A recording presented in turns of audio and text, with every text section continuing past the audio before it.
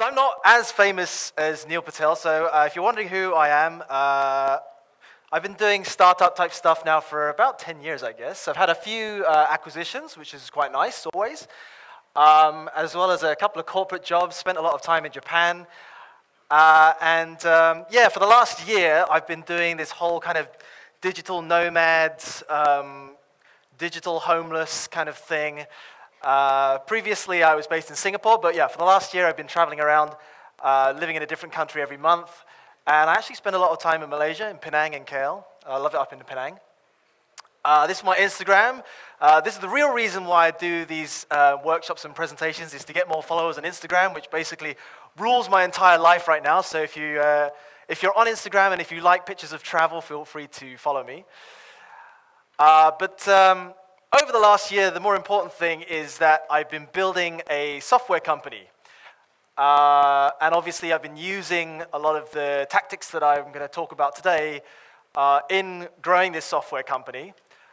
So I was introduced as an author of a book, which is true, I did write a book. But the main thing that I do is I run a SaaS company, which, is there anyone else doing SaaS in the audience? I'm sure there is. I can see a few hands kind of going up.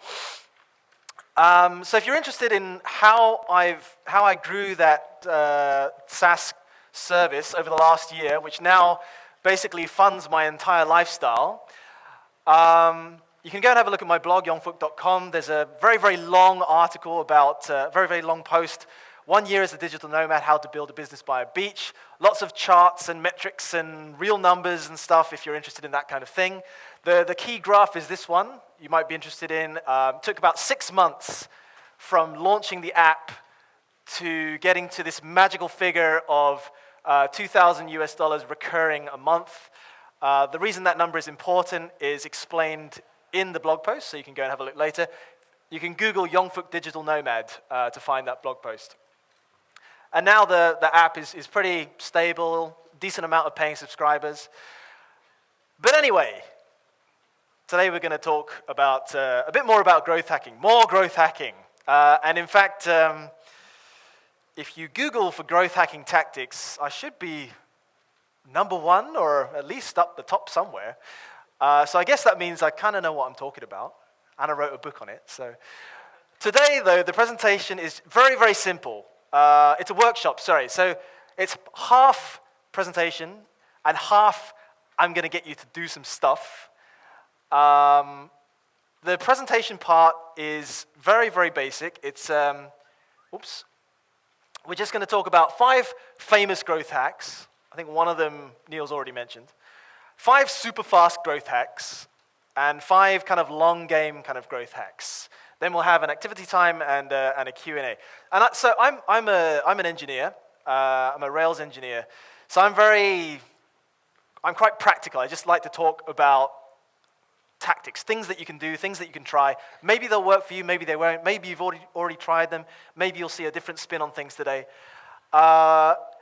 And for the activity time, I know it's kind of, it's difficult to get people motivated to do like things you want. So I have candy, which is going to hopefully motivate you to participate in the activity time later. Okay, so I'm just going to set my watch so I might make sure I don't go over time. Okay, so we're going to begin with the 5 most famous growth hacks of all time. These are good to start off with just because it's most likely that you've heard about these companies, so you have a little bit of context to recognize the tactics. The first one is called the Little Bighorn. This is a tactic whereby if your target market is difficult to reach, instead of going directly for them, you target an adjacent market. And via osmosis, via network effects, you end up capturing your original target market successfully. So the classic example of this is Facebook. Back in the day, Facebook was a social network exclusively for universities. I'm sure some of you remember that time when, American universities specifically. There was a time when, you and I couldn't even join Facebook. It was for American students only. So Facebook's strategy was basically to go university to university in the States targeting the big famous universities, getting them on board, and growing in that way. What they found was that, especially when they targeted the big famous universities, at that time, which was like 2003, 2004-ish, at that time, big, famous, rich universities already had their own kind of half-assed social network built in. Maybe it was built by a student, maybe it was sold to them by some enterprise software company, but they already had something. So when Facebook approached them, their response from these big universities was like, well, we already have a social network, or we already have an intranet type thing, so we don't really see the need for this Facebook thing that you're talking about. So what Facebook did was, instead of fighting this losing battle against this big university that thinks they already have the solution, they went after smaller universities around the big universities. So smaller universities were very happy to use this Facebook solution because they didn't have anything like this. It was really useful to their students.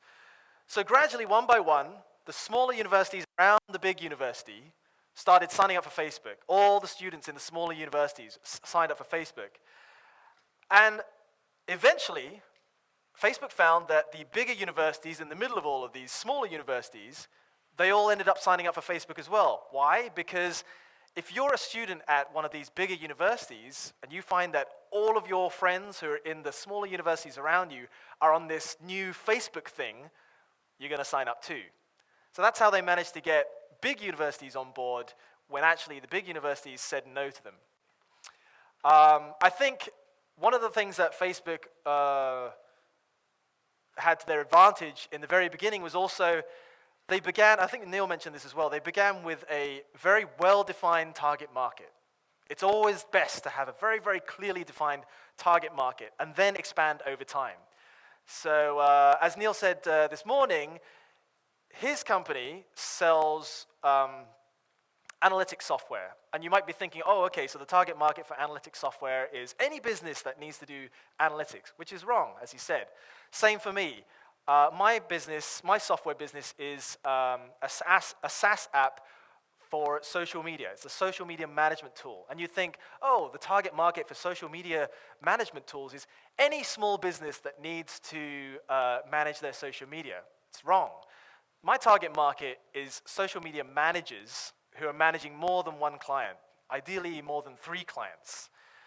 As Neil said, his target market is not any business that needs to do analytics. It's specifically big businesses like doing over $10 million in revenue that are either in e-commerce or SaaS. So begin with a well-defined target market. It dictates your product feature set. It dictates how you do your marketing, how you position yourself. The next one, number 2, is the waiting list. So this is where, this is a tactic where instead of letting your users use your app straight away, instead you put them into a waiting list and they have to kind of wait before they get to use your application or get to see what all the fuss is about. The most famous recent example would be Mailbox, which was a new kind of email app. It was some amazing new email app that had cool swipey gestures. I don't really know. I didn't really end up using it myself because they never even launched. They were acquired before they even launched officially. You used it. Yeah, some people managed to use it. Because I didn't get to use it because when I downloaded the app, all the app told me was, oh, you're now number 157,000 in the queue. And then I think it got up to something like 200 or 300,000, and then boom, Dropbox bought them for, I think it was an undisclosed amount, but it was something like 60 million US or something like that. So they managed to create this sense of exclusivity, which fueled downloads for their app. But the key thing that they did, I think the cleverest thing that they did was they added on this kind of viral component to it. They engineered a viral mechanism. So you saw that when you downloaded the app, you saw that you were number 157,000 in the queue. Then the app told you, if you want to jump up the queue a little bit, if you want to bump up yourself 5,000 places or 10,000 places, you can share about us on social media. You can tweet about us, you can post about us on Facebook, and we'll bump you up the queue. And because of that, they got this exponential amount of sharing during the time that they're in their beta period. And they managed to get so many people into their waiting list that they were acquired. And I imagine that the product was also quite good as well. But that doesn't matter because, they got their payday. So exclusivity, it's a powerful marketing tool, but it's also impossible to fake. So I think the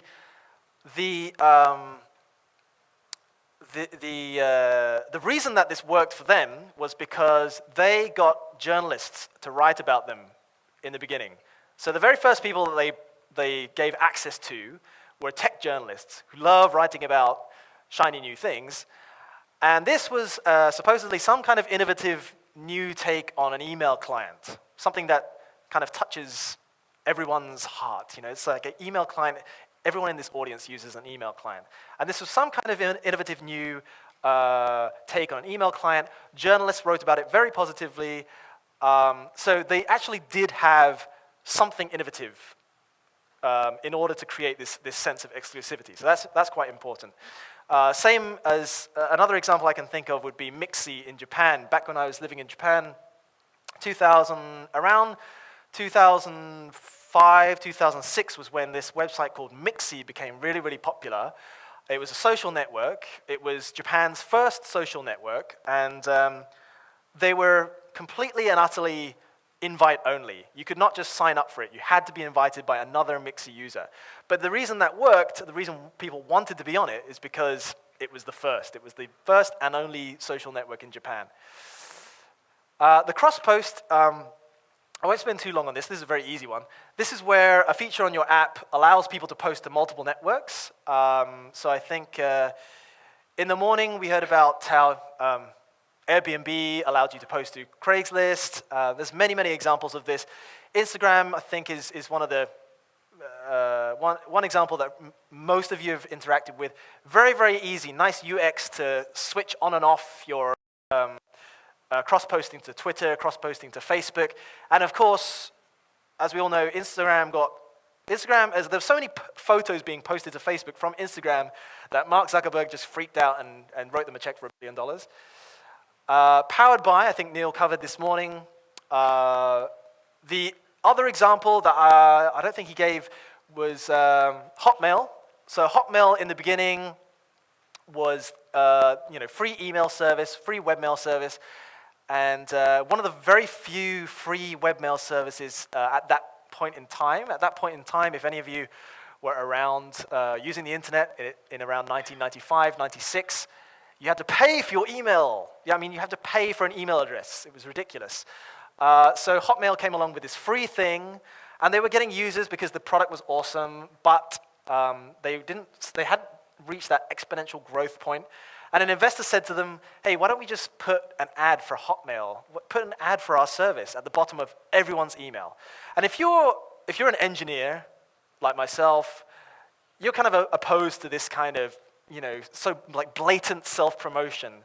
And there was probably some friction at that time, but in the end they gave in, and they added this little thing at the bottom of everyone's email that said, hey, if you want to get free email, sign up for Hotmail, and boom, their growth exploded. Because immediately they were using their users as advertising channels. So every single email that their users sent was effectively an advert, reaching a new customer, a new potential customer. Backscratch is basically a two-way incentive. This is used by pretty much every e-commerce site out there. If you invite a friend, we'll give you a coupon, and you'll get a coupon. It's a two-way incentive. PayPal also used this in the very beginning. They had a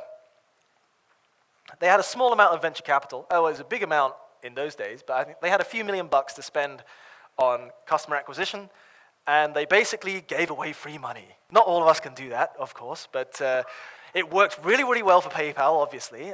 They basically said that if you bring a friend to PayPal, we'll give them $10, just cash, and we'll also give you $10, cash. Worked incredibly well, surprisingly enough. But PayPal probably did the math and they thought, this is such an effective way of acquiring a new customer, basically for $20, that why bother doing anything else like fancy, like, Google ads or partnerships or whatever. This works just as well. And especially for a payment service, contextually, it made sense because you have this money in your PayPal account. They don't just send you a check. They don't just send you $10 in the mail. They give you the $10 in your PayPal account, which then, kind of forces you or encourages you to actually use your PayPal account for the first time. Made a lot of sense for them in context. Okay, so the next 5 are super fast growth hacks. So these are going to be like really, really simple ideas that probably don't move the needle a whole lot. Nothing here is going to gain you 100,000 new users, but they're easy to implement, and they're easy to overlook as well. So the first one is the biohack. This is simply where anywhere you write a comment on the internet, anywhere that you participate in a forum, for example, Quora or Reddit, or whenever you write a comment on a blog, you just add your company name to your own name. So, for example, when I comment on Quora, I don't just comment as Jon Yongfook Cockle. I comment as Jon Yongfook Cockle, founder of beatrixact.com. The reason for that is it's easy. People are going to see this. Not everyone's going to click through. Some will, and some will convert into either a sign-up or a customer, ideally. The point is that this is just completely passive. I comment once, and then 10,000 people will see it over the next 6 months. Maybe only a small fraction of those will actually click through, but that's not the point. It took me 5 seconds to do.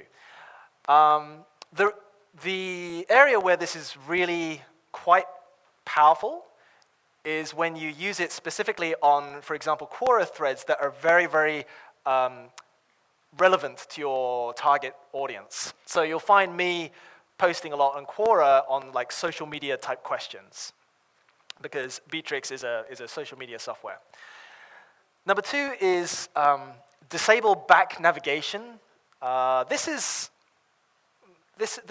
kind of like under an umbrella of all sorts of semi-evil UX hacks that you can use to encourage a conversion. So what I mean by this is in your sign-up form, for example, you probably got a sign-up form either on your website or in your app somewhere. And usually, you have your logo at the top left, and if you click that, generally you go back to the homepage of the website, right? If you just disable the ability for the user to go back, you'll actually, I don't want to make a blanket statement, but in my testing, I've seen my conversion rate increase because there's a small percentage of users who, either they get freaked out and they try to go back, but when they can't, they just think, well, I'm here now, I might as well just sign up. And that's the important thing. You might think, oh, that's a useless user to you, someone who you've forced into signing up. But no, any email is a useful email. Any email that you capture is an opportunity to add them into a drip campaign, like a lifecycle marketing campaign, where you send them an email every week to try and educate them, tell them how awesome your service is. So for me, at least, the number one thing that I want to do is just capture emails. And I don't particularly care about how evilly I do that. I mean, you don't want to deceive people, but this is one of the more mild things you can do. For example, Groupon, when you click sign up, or even when you land on one of their landing pages from a paid ad, this thing will pop up, and you can't close it. You just, you have to sign up. Either you sign up, or you have to throw your computer out the window. You have 2 options. And they've engineered that in such a way that the reason they do that is because that gets them the best conversion rate. Number 3 is another short hack, Google authorship hack. But as you can see, there's a big red cross through this one. Uh-oh. So this was in my original presentation, which I've been doing this presentation for a few months, and just recently, Google has disabled this. So you used to be able to, what this hack used to be was basically your search results would normally look something like this. So if you were searching for Pitch Pigeon, which is one of my startups that was acquired this year,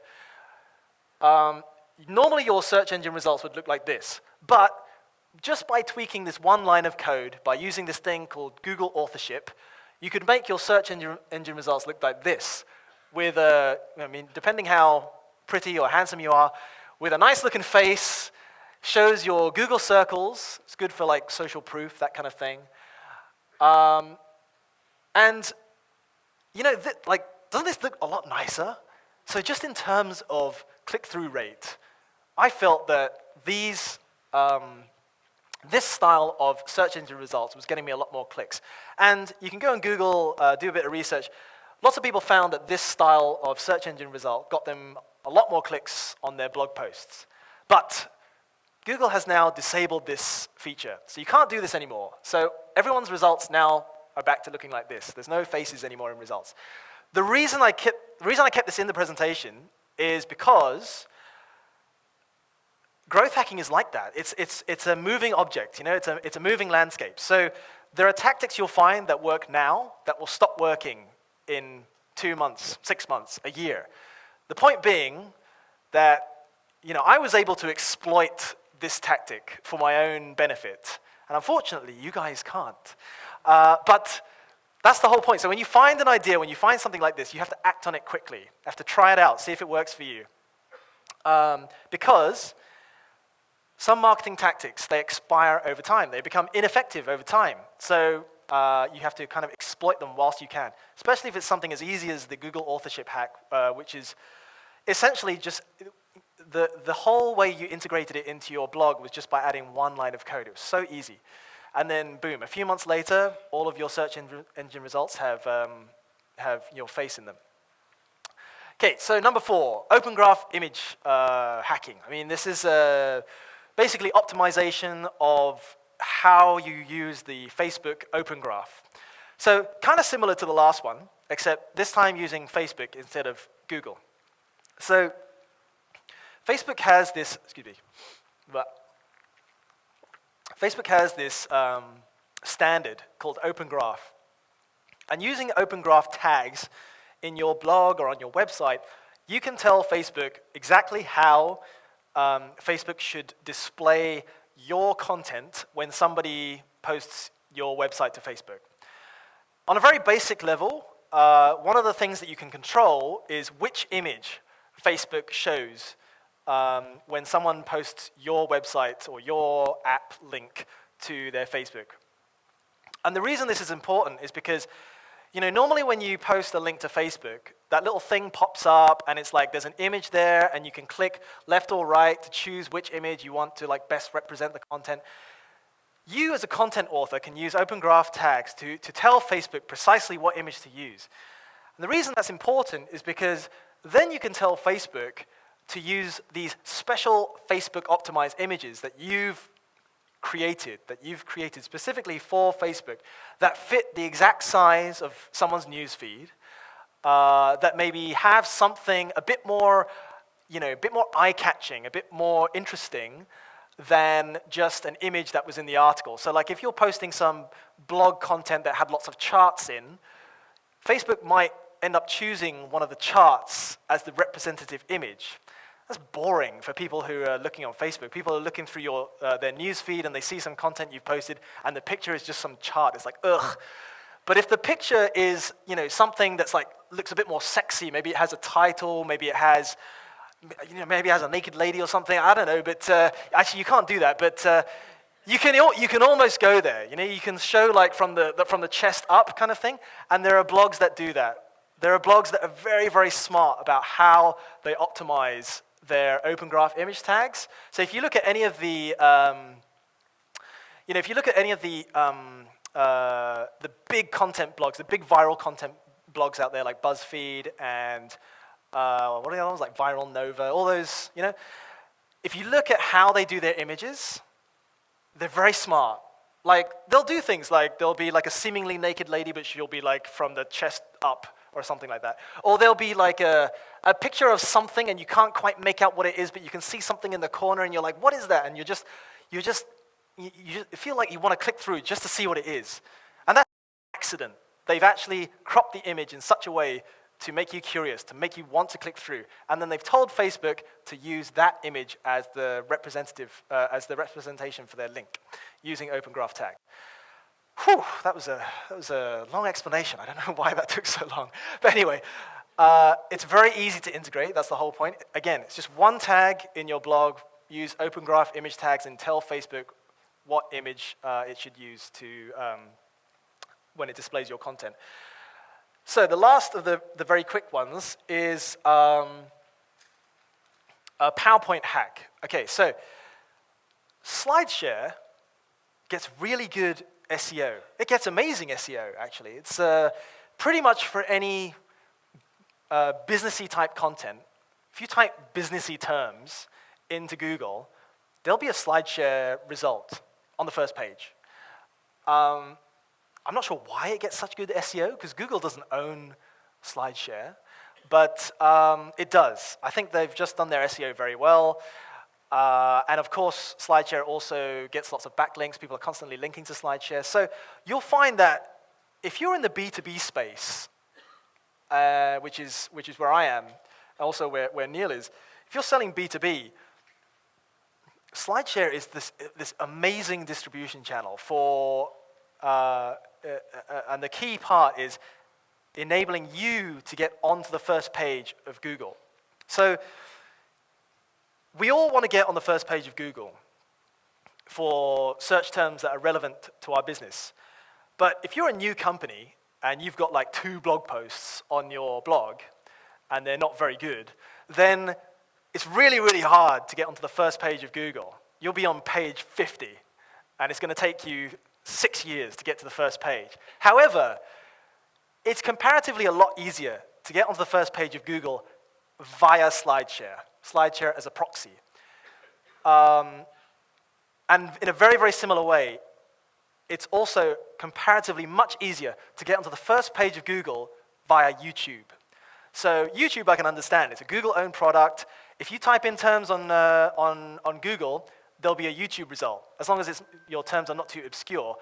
But if you're just Googling XYZ review, some product review, iPhone review, something like that, guaranteed there'll be a YouTube or 2 YouTube results on the first page of Google. So comparatively a lot easier to get onto the first page of Google via these proxies. However, making YouTube videos is a very lengthy process. You have to be good at making videos. Making SlideShare, making presentations, making decks is comparatively a lot easier.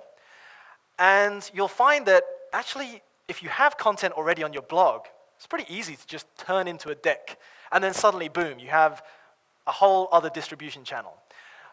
So list-style content does really well for turning into SlideShare presentations. And actually, I didn't even know that Neil was going to be presenting at this thing. I made this particular slide a few months ago now, but Kissmetrics is a really good example for this. It's one of his companies, right? If you go and look at SlideShare, at the Kissmetrics account on SlideShare, they've got a ton of different presentations, 61 different presentations. And they get like crazily good rankings on Google. So just as a test, this was a completely unscientific test, just picked one at random, how to boost your growth with affiliate marketing, right? So I thought, okay, let's see if they come up on the first page of Google. If I type in the search terms, affiliate marketing increase revenue. And I did this in a separate browser. There was no cookies or whatever personalized results involved.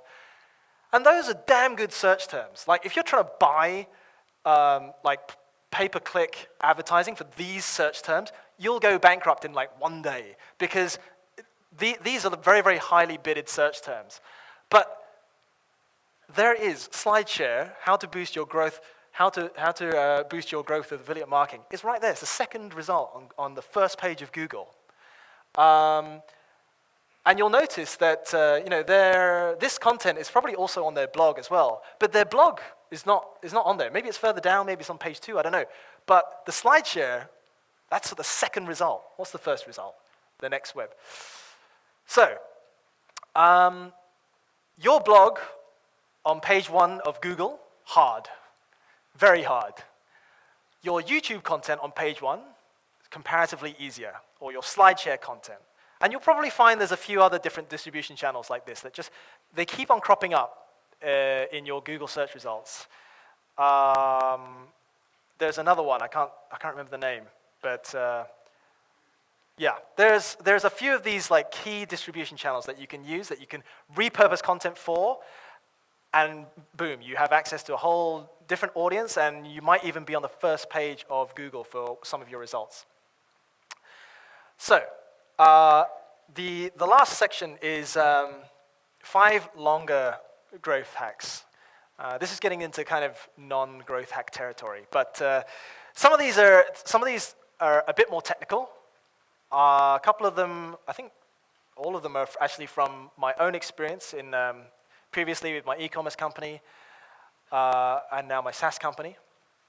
So these are growth hacks that take more like a few months to kind of really see the benefits from.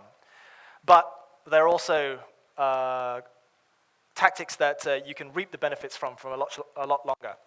So the first one is the partner embed hack. I think Neil mentioned embeds, but we actually went one step or a few steps further in a partnership that I did with a fairly big e-commerce company. The company's still going. I was CTO, and we did this big partnership with a online magazine. Sorry, it was a print magazine in Japan who had a website.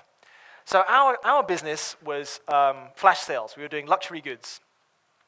And we had a website. We raised a lot of cash. We had about maybe 40, 50 million in VC. And we were just pumping money into AdWords, pumping money into all sorts of things, buying ads everywhere. But by far, our best customers came from this partnership. And by best, I mean the customers who spent the most money. That's what we really cared about. Customers who came back, customers who repeat purchased, and whose average basket size was a lot higher than everyone else's, came from this partnership. Why? I think my hypothesis is that this magazine was like exactly in our target market, like exactly. It was for women aged 25 to 35, mostly in Tokyo. And all we did, it was a very simple technical integration. We convinced them to add a new tab to their navigation called shopping, which they didn't have previously. So before we came along, they were just they were a print magazine, and then they also had a website that just had, some of the content from the print magazine. So we asked them to add this shopping tab.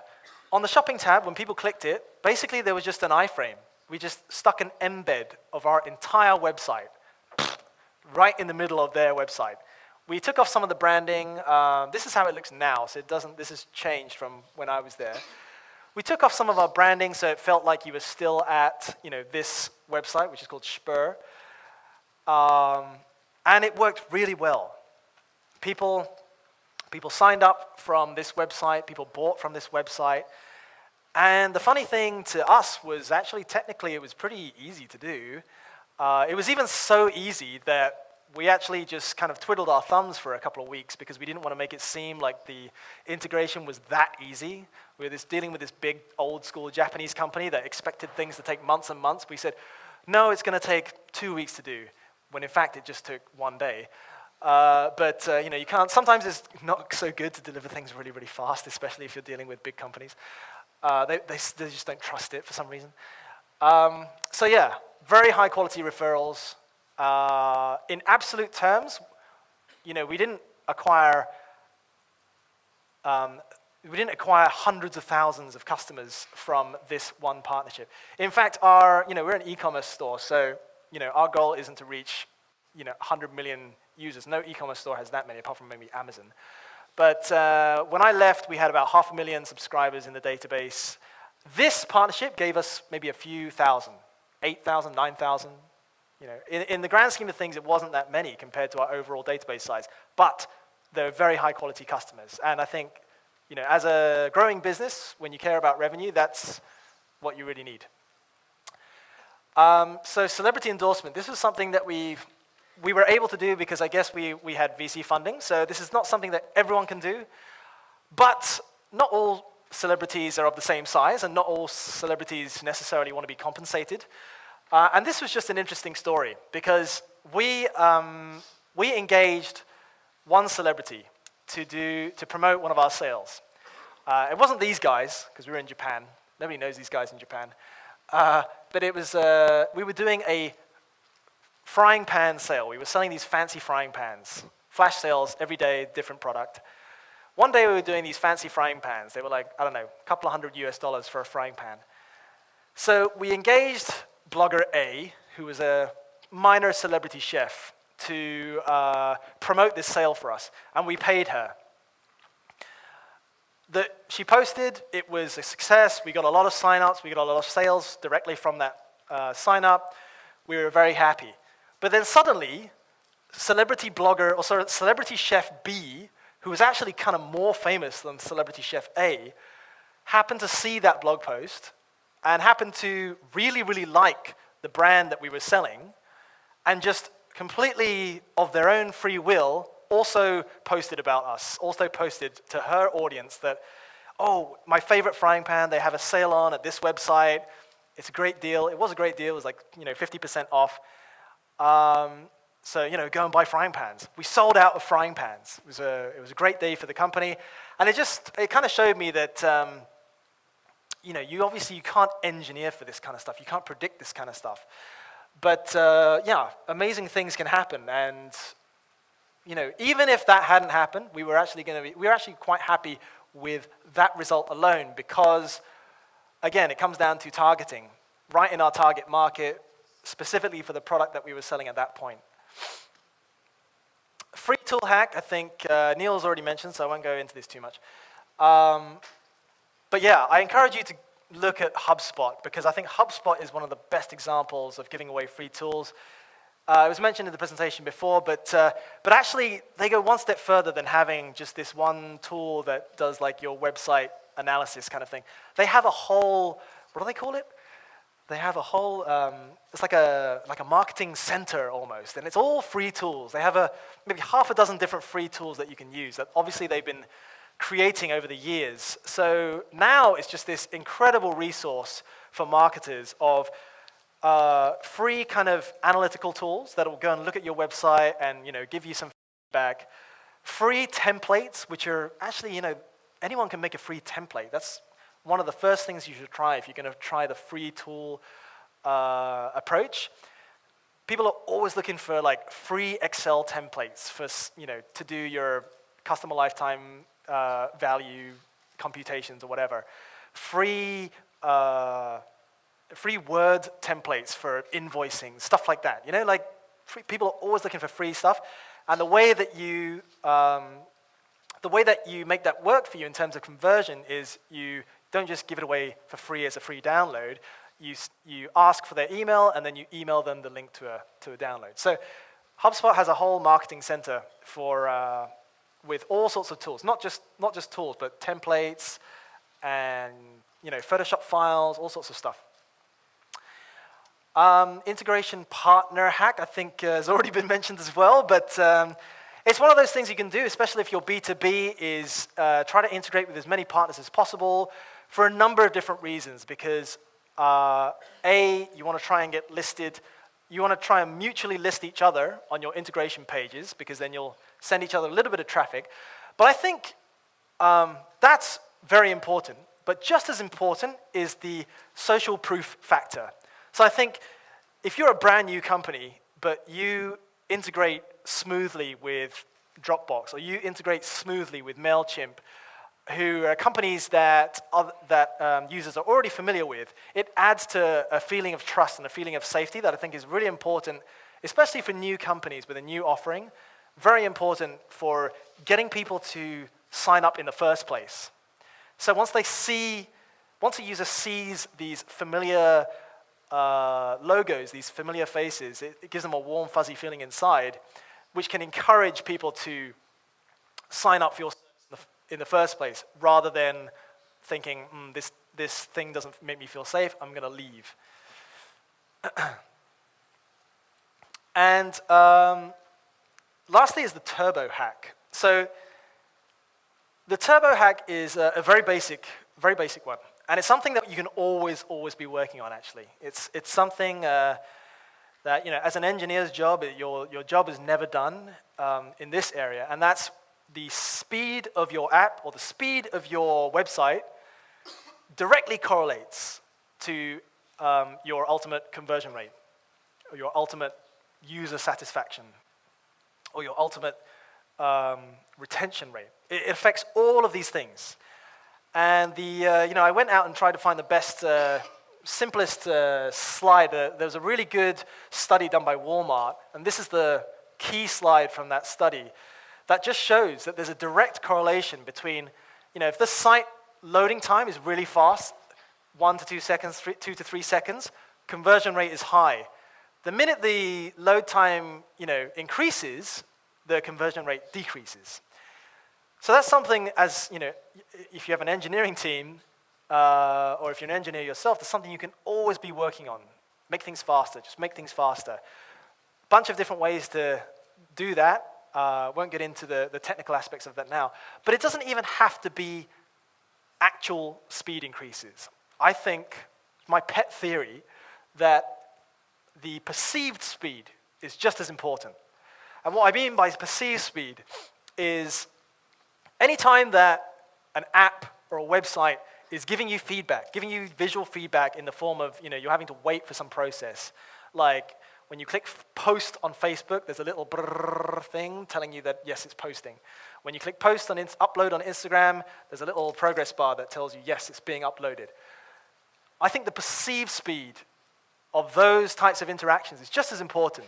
So, for example, as a very basic example, you have these like spinny Ajax indicators, these spinny indicators showing you that like something is happening. If you just increase the speed of the spinning, it makes you feel like that action is happening faster. And it's a lot easier to just increase the speed of that spinning thing than it is to actually increase the speed of like the thing that's being processed from an engineering perspective. Obviously,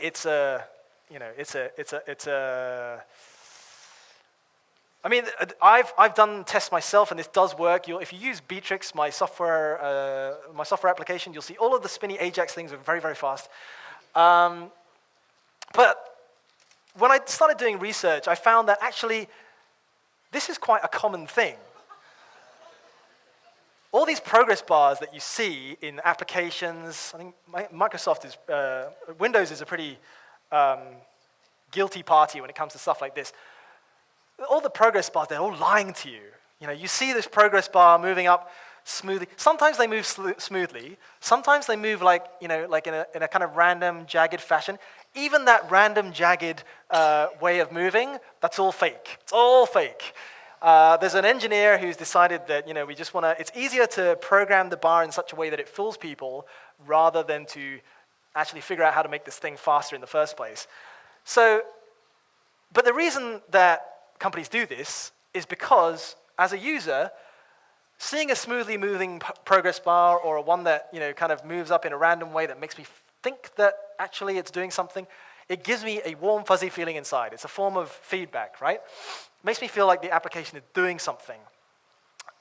Rather than, for example, if I just click and then nothing happens and I have to kind of wait and I'm thinking, is something happening or not? It just makes me feel unsafe. So stuff like this, warm, fuzzy feelings in general are very good for retention and conversion. And this kind of stuff is obviously a lot easier to tweak than actually increasing the overall speed of your app or your service, which could be a huge engineering challenge. Okay, so last thing I want to talk about today, I'm not going to promote my book. I'm not going to, say go and buy it. But it's called The Growth Hacking Handbook. You can go and Google it later. The thing that might be interesting to you, though, is that I didn't just launch the book.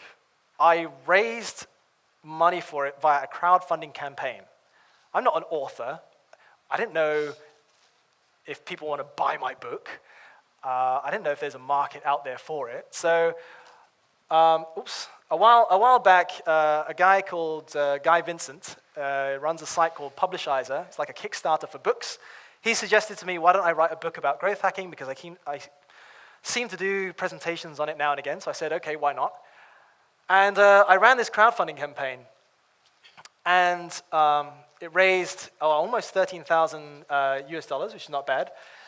And this is the new cover, which is new and shiny, makes it look a bit more professional.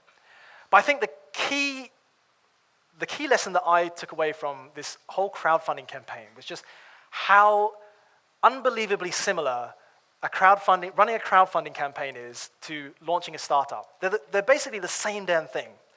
So even if you're sitting there in the audience and you don't have a startup idea right now, you don't have an idea for a business, or you're not quite ready to launch your business, a crowdfunding campaign is a really, really, really good way of practicing all the fundamentals for launching a startup. It's the same thing. You have a goal in mind. You have to get people to sign up. You have to get people to give you their money. In order to do that, you have to have some kind of value proposition. You have to have something sexy for them to buy, something for them to want. But that's not enough. You also have to express it to them. You have to market it to them in such a way that they want it, in such a way that they understand it. It's all the same stuff that you need when you're launching a startup. So I'm not a crowdfunding expert. This was the first crowdfunding campaign I ever did. And I'm quite thankful that it was successful. And I had to hustle for it. I had to really, really work quite hard. And if you want to know how I did it, I wrote a blog post detailing every single thing I did to get my crowdfunding campaign to its goal. And if you think about it, it's a book. It's not like, I'm not launching some sexy new 3D virtual reality camera or whatever. It's just a book. So I think it's a lot harder to sell than something that's inherently a lot more sexy, like a 3D printer or some, like an iPhone accessory or whatever. Yeah, you can go and read the blog post. In it, I talk about how I posted on my own blog. I did guest posting. I did, a lot of tweeting. I begged and pleaded in my social network for influential people to post about it. I did newsletters, all this kind of stuff. So if you Google Yongfook book pre-orders, hopefully that post will come up at the top, and you'll see how I did it. And yeah, that was the key takeaway. Crowdfunding is something small, like a book, or something that's not your business, just something that you want to produce. Crowdfunding something small is like launching a mini startup. It's all the same tools that you need to launch a startup. It's a great way to practice marketing in a very kind of compact, confined way. So, good, we're right on time. So it's activity time now. There's a lot more people here than I thought there was going to be. I was expecting maybe like a group of 50 or something like that, but this is a group of, I think there's 5,000 people in here by the look of it, I think. So. Okay, so what I'm going to do is, originally I was going to split everyone, the whole workshop up into groups. That's not really going to work. So what I'm going to do is I'm going to pick some people. How am I going to pick them? Oh, and there is candy, and there's candy for everyone if you participate. I'll get onto that in a minute. So let's see. I'm going to randomize this a little bit. Who has a birthday in October? Oh, that's a good amount of people. Everyone who just put up their hand, please come down to the front. And if you saw someone put up their hand next to you and they don't stand up, give them a kick. Okay. Give them a round of applause.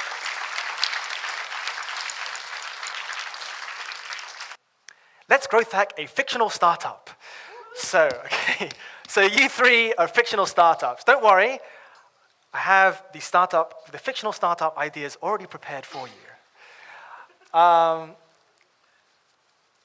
Okay, so this group over here, your startup is Michelin star pet food for fancy pets. You guys know what a Michelin star is, right? Okay, good, because I don't think they haven't come to Malaysia yet, but they will one day. So Michelin star pet food for fancy pets, that's you guys. I'll tell you what you have to do in a second. For now, just Just remember what your company is. And you guys have to remember all three of these companies. So just, you can either make a note, mental note, write it down. Okay, this group over here, you are instant messaging for senior citizens. Okay. And last group over here is Match.com for foodies. Okay. Okay. And actually, these were a bit more provocative, but then I thought I might tone it down. Initially, this was Match.com for foot fetishists, but I thought that would be a bit too difficult. So, okay. So what are we going to do? What are we going to do? Okay, I'm going to ask you basically to do three things. For each of you startups, you have to do three things. Number one, you kind of have to come up with a name, because you notice that there's no name here, right? But I mean, the name is not super important, but it'd be nice if you thought of one. The objectives are, number one, you have to identify a target market. You notice that there was a target market in all of them. There was pet food for fancy pets. There was instant messaging for senior citizens. And then there was Match.com for foodies, right? So there's kind of a target market already there, but you have to identify a bit more on a granular level. So if it's foodies, what kind of foodies? Where are they? What kind of food are they eating? Number two is you have to think of a channel to reach them. And what I mean by channels, I'll explain in a slide after this. And number three is you have to come up with a marketing idea for that channel. And crucially, you have to come up with the what and the why, and also the how, if you want to. And you'll get bonus points for growth hacky ways. Sorry, it's a bit hard to see. Growth hacky ways to increase ROI. So is there anything that you can add to your marketing idea that will accelerate the growth in some way? That will, maybe for every one person you'll get like another person. Kind of think of like the stuff we talked about earlier. And for every one of these you give me, if you want to, you can only give me one, but I'd much rather have a few. And for every one set of these that you give me, your group gets candy. It's that simple. It's that simple. For everyone else in the group, in the auditorium, I kind of want to split you up into groups so you're not like talking to the people that you're already familiar with, but I think that's just going to be a bit too much of a headache. So for everyone else, try to just form groups, whether they're the people you came with or they're new people who you're just sitting next to. You're consultants, okay? You're going to advise these guys, okay? You can come up with ideas for all of them, or you can focus on the one that you're most comfortable with. It's up to you. And at the end, we're going to go one by one. We'll have presentations from each group. You'll get 5 to 10 minutes each, however long you want.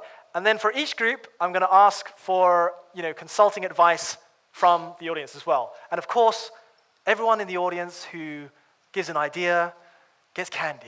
And if you give a good idea, you get more candy. I have about 200 ringgits worth of candy, I think, so we should be okay. Okay, so just to give you an example. So this is an example, very, very simple example. So say that we're a vodka brand, okay? We are a fancy new vodka brand. Who's our target market? We want to reach affluent young professionals, don't we all? How are we going to reach them? What's the channel? We're going to go down to the CBD and we're going to do an offline campaign. Doesn't always have to be online, okay? We're going to run an offline campaign, and we're going to set up booths giving free after-work booze outside major offices downtown. The why would be, for our brand of vodka, you need to taste the vodka to really understand it, blah, blah, blah. But here's the growth hacky part. We will only give drinks to groups of 4 or more. And why is that? It's because inevitably, in order to get a group of 4, people will probably share on their Facebook, or they'll probably share somewhere else. Hey, does anyone want to go down after work and get free drinks with me?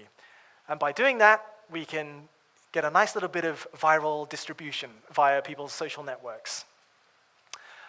So that's a very basic example. This is a slide that I'm going to leave on whilst you guys are thinking. because it will just give you a little bit of a framework of how to think. So we've got these three different, depending on which startup you are. First, think about, are you going to think of an outbound marketing idea, or are you going to think of an inbound marketing idea? Inbound or outbound marketing channels and ideas. Outbound is the more traditional stuff. So you're kind of pushing yourself in front of customers, whether they want to or not, whether they want to see you or not. Stuff like media, as in mass media, TV, print, radio, trade shows, direct sales, calling people up on the phone, cold calling, like buying banner ads, on blanket banner ads, just buying them on all of Yahoo, no particular targeting of any kind, doing events, running offline events. Think about the what, how, and why. You don't have to take notes because I'm going to just leave this slide up here whilst you guys are thinking. The other side is inbound marketing. So thinking about how to earn the customer's interest instead of going directly after them, pushing yourself in front of them. How to get them to come to you. So the channels here are more things like content, creating content that they might find via a Google search, or they might find because they follow certain people on Twitter. Stuff like blog content, social media content, infographics, ebooks, search engine optimization, pay-per-click advertising, advertising based on specific targeting. And then again, think about the what, how, and why. And then, the last component of that is, is there scope for adding a growth hacking component? Is there a way that you can maximize your returns from the blog or from doing a trade show in a way that maybe gets you an exponential amount of ROI, rather than you acquire one customer and that's just it, or do you acquire one customer and by some mechanism they manage to introduce another potential customer or another 5 potential customers. So I'm going to give,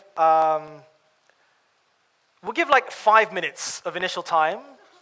It's not that long. And then I'll just go around and see if people have any ideas whatsoever. And if everyone's still scratching their heads, then we'll give another 5 minutes. But for now, we'll just give you 5 minutes. So go ahead, start. So we'll just go back to the objectives slide, so you know what you have to, how you have to frame your answer. Okay. So go ahead, stage is yours. Okay, our product is Michelin star pets food for fancy pets. Yep. So our target market is these fancy pets like husky, pugs. These owners of these fancy pets, most of them live in more high-class residential area. Yep. So such as Desa Park City, Bangsa. So they got a community. They usually bring their pets out. Yep. So that's true. our channel to reach them at first is through outbound. So we can do a kind of small roadshow, hanging banners, right this residential area to promote them our products. So how do we market our idea? How do we growth hack it? So we'll use it in a way, waiting list. It's a waiting list.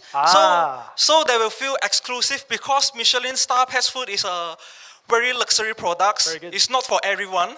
So these rich people, they will need to feel exclusive about it. So they can actually bid online. So let's say when you introduce this pet food to anyone, or if you could pay higher price, you'll get the pet food first. And then it's a free delivery service to your residential area. That's great. Give them a round of applause. It's an awesome idea. I really like okay, so first of all, grab a handful of candy for you and your company. What was the company name? Did you come up with one? Oh, we didn't. You didn't? Okay. I like the exclusivity aspect because you can even market that in such a way that's like every meal is prepared by a Michelin star chef, and it takes an hour takes 2 hours to prepare each meal. So of course, we can't sell this to everyone. You've got to be like super rich and give us all your money. Yeah, I mean, like I think the exclusivity tactic. It only works when you have a convincing backstory. Like either Mailbox's reason was because we don't know if our technical infrastructure is ready for a massive onslaught of users because our technology is so new and innovative. And in your case, it would be we can't accept everyone because we have some poor Michelin star chef who's sitting in a kitchen somewhere preparing these fancy meals, and he can only prepare 1 meal per hour, kind of thing. So yeah, it's convincing to me. Well done. Well done. Was that the only idea you had? Yeah. Another idea equals another handful of candy. So you got another one? Yeah. Good. Okay. Do you want to say? So basically, to add to his bidding, right? Because we want to use peer pressure. Yep. So if they are socialites, let's assume you're targeting socialites. So you want to feature the name of the highest bidder. So the rest will feel compelled to, be the top. Yeah. So okay. Is that cool? Kind of adds on to that one, so you can grab a smaller handful of candy. Okay. Thanks. Okay. Round of applause for these guys. Thank you. Are there any consultants in the audience who have advice for the Michelin star pet? Yeah, go ahead. Okay, 3 here. So since I'm an immigrant or a Redditor, so I like to scour the Reddit for pictures of cats. So I think a lot of cats or dog lovers, they like to post their pictures of their pets on this social media, on Facebook or Instagram. Yep. So to leverage on that, we suggest to create a competition for most fancy cats or dog picture for them to post, and to put a hashtag of our site or our product on their posting. Okay. So whoever wins gets a free package of our product. Okay. In the end. So that way it promotes our product to other pet lovers among their group of friends. Yeah. Yeah, and I think that's a crowd. I mean that's going to increase our client numbers. Increase awareness, maybe. Awareness, yeah. Awareness. Not bad. The original group's idea, I was, directly tied to revenue, directly tied to conversions. This idea is more of a promotional idea. Yes. It's more of a promotional tactic. Still work. I think your company need to do some research about segmentation. Okay. Segmentation product means not a poor, not a rich people or individual have money to buy, and I think your company can make a variety of price and target market lah for the level for the median. Okay. Where's the original group? Where have they gone? Hands up. I know a lot of pet owners, cats, dog owners, and I know most of them have pets. They spoil the pets more because when you go into the houses, all the furniture is destroyed. So I was thinking, rather than attacking pet owners directly, right? Why don't you have listings of the pet food in apps or websites that review foods, or apps that deliver food to you, right? Mm-hmm. So when you go to fine dining, you have like a Michelin star, but for pets. Hey, I like that. Maybe you can do like a partnership with one of these food delivery services that, like, if you buy a meal for yourself, you also get one for your pet if you pay $20 extra or something. It's Michelin star, so it's $20. Just use the existing users on those apps. Very good idea. The second idea is actually to get. Oh, wow, okay. You're going after a big handful. Okay. Second idea is actually get popular Instagram accounts of pets like Maru or something, and get them to like endorse the probably have to food. pay for that one, right? Yeah. Maybe. I like the first idea because you can probably do that based off of revenue share deal. Depends how good you are at deal making. I'm really bad at that, but definitely, like, someone with biz dev experience can make that happen. Can you pass the bag along? You can grab a. Yes. Good morning, friends. Our group here consists of great budding growth hackers here.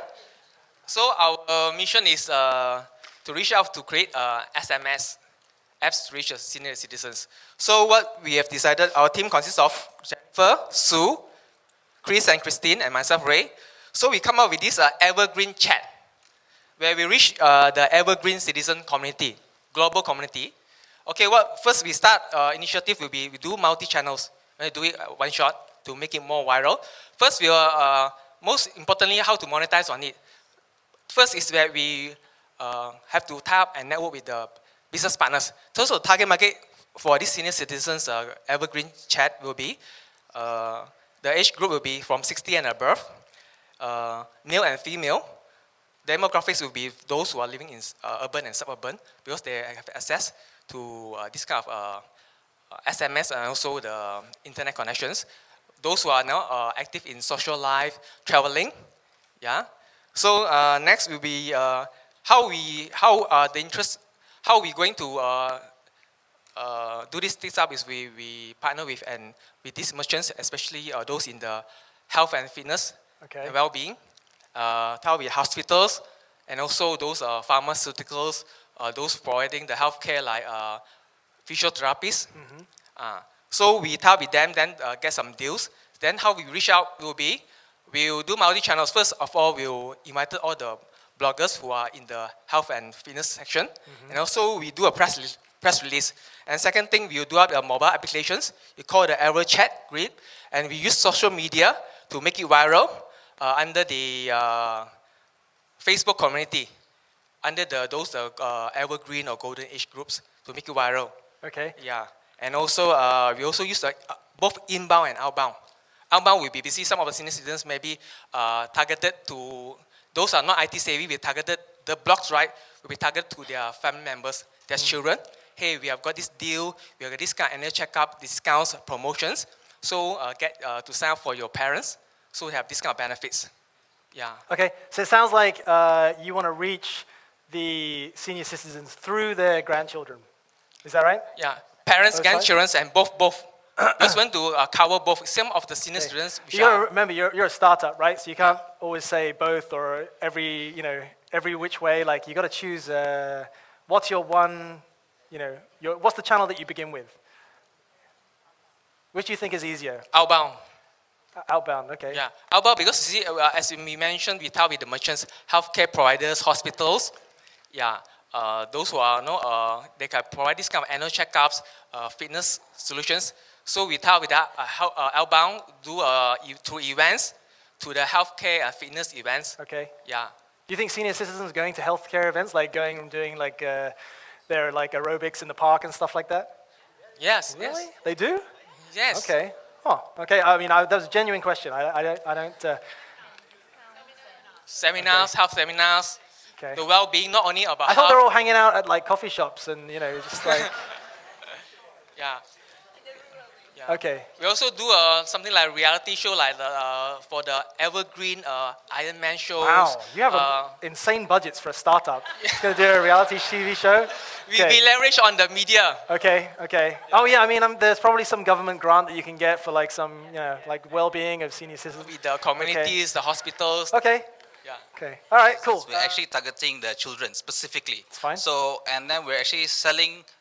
So we partner with phones that are very easy to use. Okay. So, and it's already pre-installed on their phones. Okay. So the children will actually have to buy on their own smartphone to actually use the application for SMS. Okay. So that's very specific how we're going to market.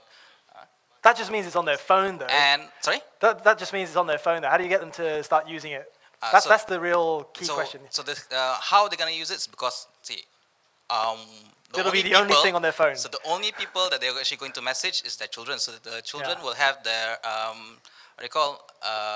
time to actually engage with their parents to actually explain how they use it. Okay. And then to market it, you can use it using promotional time, using like Father's Day and Mother's Day. That would be very good to actually have that promotional time, basically. Okay, cool.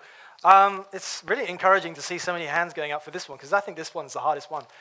So who else? Okay, here. My idea is quite simple, because youngsters are already using tech very good already. So why not we leverage on youngsters to promote the Evergreen app to them, to their parents. Yep. So if the parents, they don't have smartphone, why not the youngsters buy one and give it to free to their parents. And then what the app does is to connect them with same age group. Yep. Yeah, it's one thing for children and parents to have communication, but it's better for parents to have their friends with similar group. Yep. Yeah. So okay. Well, I lost already. Okay. So okay, I mean, it sounds like it could work, but the key would be like, what's your idea for how are you going to convince the children to buy a phone for their parents? What's your marketing strategy there? Okay. Don't let parents alone. So Give just them some guilt trip them companionship. into buying a phone. Yeah. Make them feel guilty. Yeah. Some like It's like sad piano youngsters, music. they don't have a lot of time to really communicate with their parents. Okay. Yeah, so most of the time, parents will like sitting there alone, or maybe like just husband and wife is Yeah. too lonely. Yeah. So why not build a community using the app, through the app? Yeah. So they can connect to other parents also. Or you could kind of, I mean, instead of getting them, buying them a new phone, like when you go and buy your iPhone 6, you can just give them your old phone. And maybe there can be yeah. some kind of, maybe there's like a thing that you can download for your phone that, boom, it transforms it into like a parent phone. So, you know, like you have your old phone and it's got all your stuff on it, but then you plug something in and boom, it's like a parent phone with this app.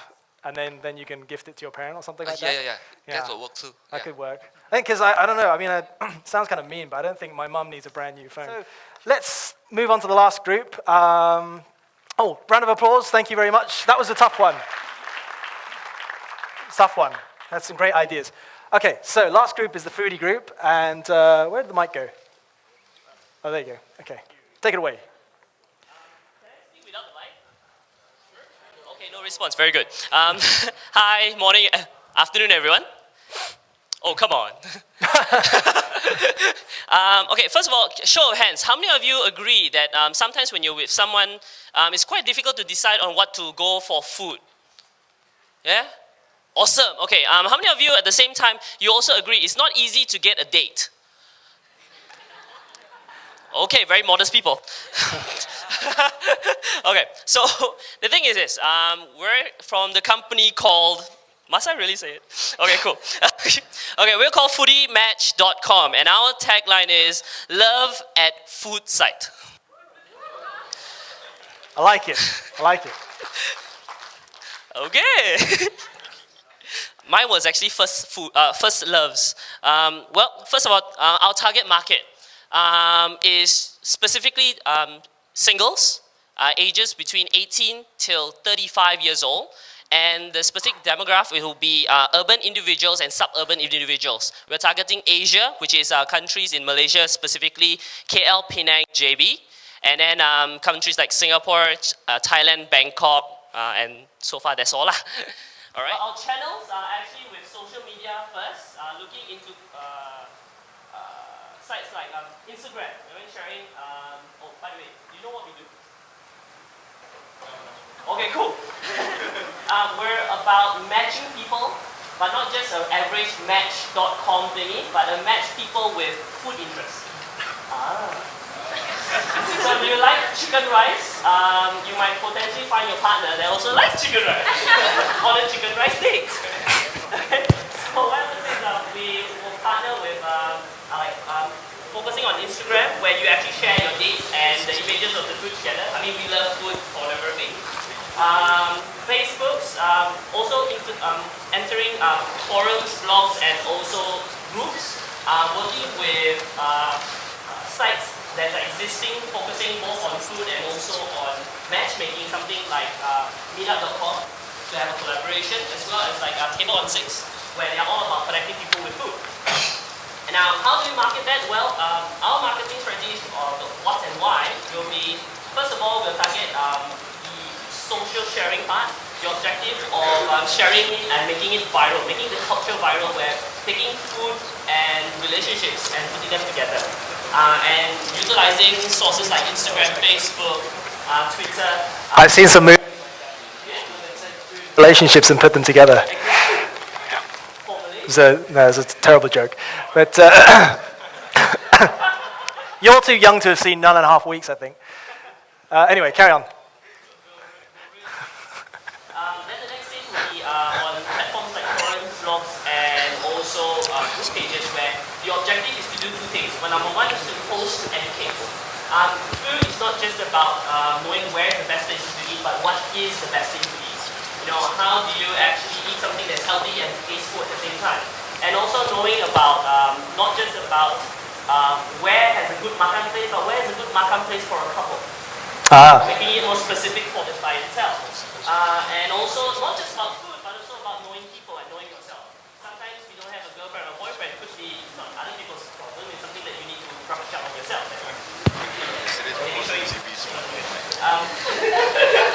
So it's all about giving education and creating a better value for the consumers, especially the single ones, and also organizing events. Events that doesn't necessarily only have like speed dating. Exactly. Cool. I got that. It's called speed fight.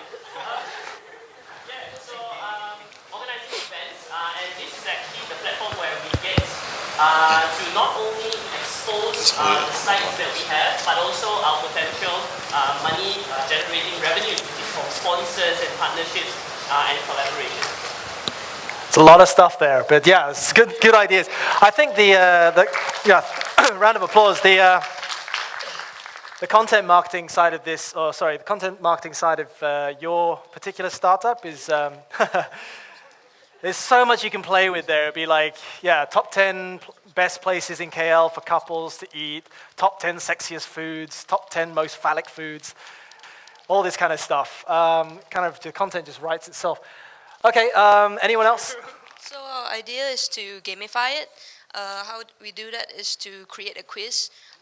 So one of the ideas is what kind of foodie are you?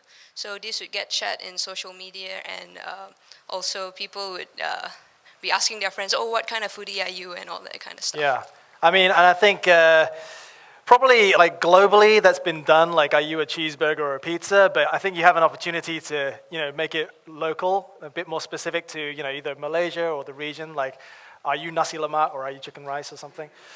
I don't know. That's a tough one, actually. I don't know which one I would be. Oh, yeah, go on. You guys have like a big pile of... And also, we plan to create like stickers and all that. So we make partnerships with restaurants, cafes, and to have them also to post our stickers.